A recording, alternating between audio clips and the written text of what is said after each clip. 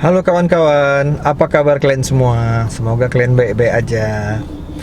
Oke, kali ini aku mau bagikan sama kalian pengalaman aku berkunjung ke tempat roastery coffee.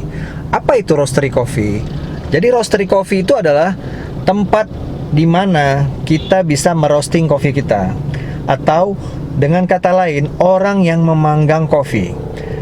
Jadi, kopi yang enak itu juga melalui proses roasting yang benar. Kita datangin seorang roastery di Kota Medan. Dia punya banyak sertifikat yang sudah dia lewati. Bahkan sampai jadi juri kopi di luar negeri. Siapakah dia? Stay tune.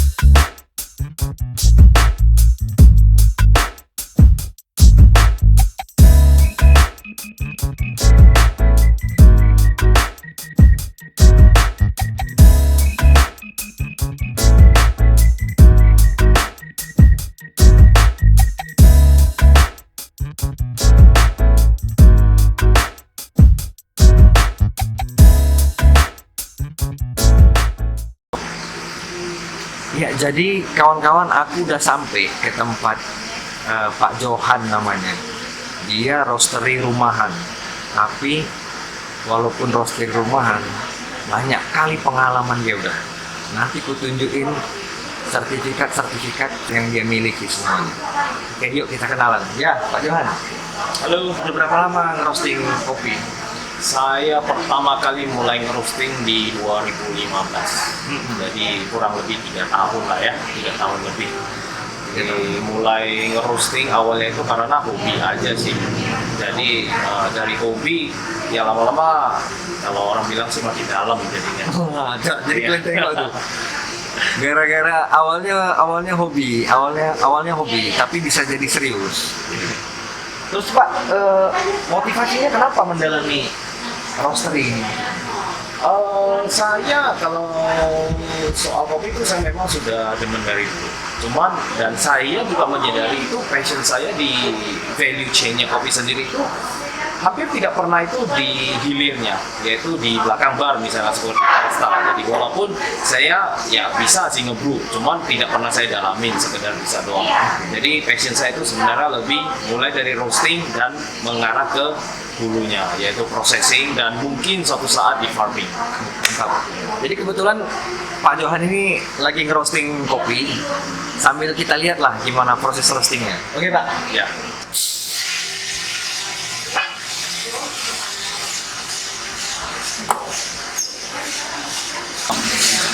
Jadi untuk kalau kita memulai roasting ya, untuk batch pertama itu untuk roasternya sendiri itu lebih bagus itu kalau kita panasin melebihi dari charge time-nya.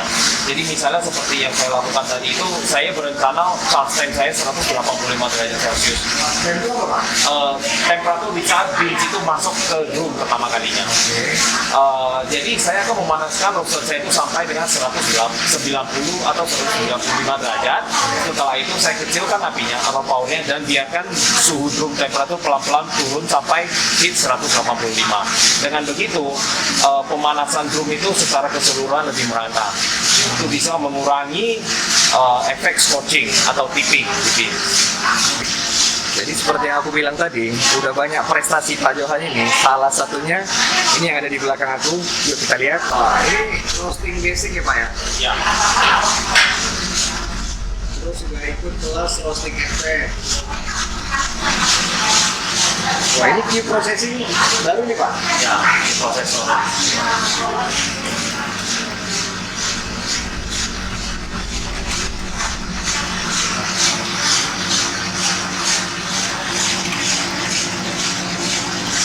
Ini kalau sensory judge maksudnya Bapak jadi juri gitu? Jadi juri kan?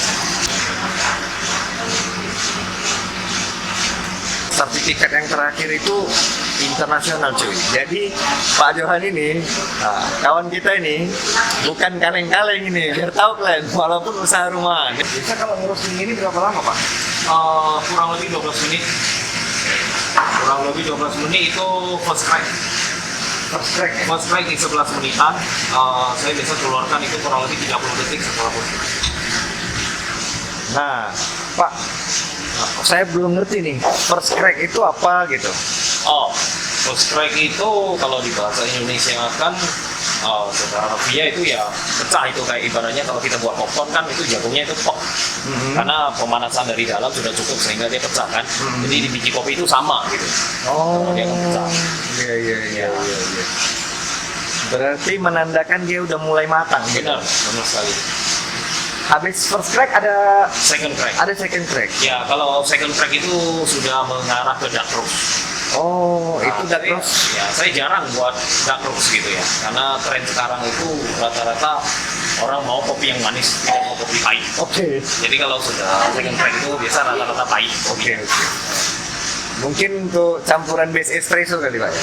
Espresso saat ini juga sudah nggak ini ya, nggak ngetren dark roast. Jadi untuk espresso sendiri itu lebih condong udah medium roast. Medium roast. Jadi espresso sendiri kalau yang benar itu seharusnya punya acidity dan juga sweetness yang mellow. Ya sudah bisa dibilang tidak zamannya lagi itu espresso pahit. Gitu. Siap.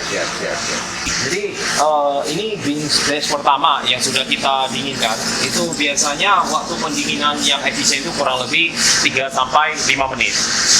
Akan tetapi itu bukan hanya satu acuan, kita juga harus mengukur temperatur bean ini sendiri. Jadi diusahakan bean temperature sebelum kita dump atau sebelum kita keluarkan itu berkisar kurang lebih hanya 3 sampai 5 derajat perbedaan dengan suhu ruangan. Jadi seperti bisa kita lihat suhu ruangan kita 33 derajat Celcius. Ya, jadi kita bisa ukur di temperature kita 38. Jadi kurang lebih 4 sampai 5. Jadi sudah bisa dikeluarkan dari kuning bean. Oh, Berarti semua pun ada ilmunya deh Pak ya? Ya, tidak boleh terlalu cepat karena kalau ini masih terlalu panas dia akan tetap memasak sendiri, tetap masak terus, oke? Tapi kalau terlalu lama ini bisa menghasilkan kopi yang flat.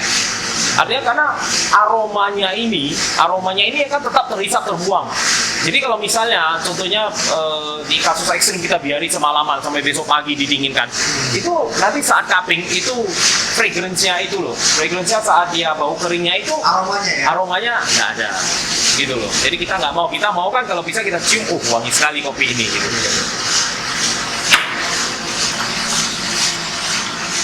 Itu jangan lakukan itu. Oke. Dua hal. Kenapa? Saat Anda menarikkan ini keluar, ini temperatur di dalam bean ini akan berkurang terus dengan sangat cepat. Oke, jadi kita kalau mau lihat sampel itu begini. Kita lihat, masukin.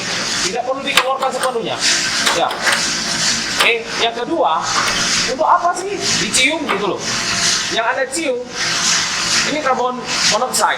Yang namanya otodidak itu pasti banyak sekali hal yang tidak akan kita ketahui. Saya selalu memegang prinsip dan saya merasa ini benar gitu ya.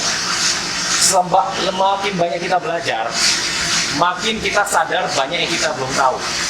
Ini buku paduan Actron dari standar SCA. Jadi ini yang biasanya saya pakai untuk menentukan tingkat dark roast saya, dan biasanya untuk ke customer supaya customernya sendiri itu bisa tahu. Ini 12,6, which is okay untuk di roast. Seperti bisa dilihat densitasnya itu 665 gram per liter.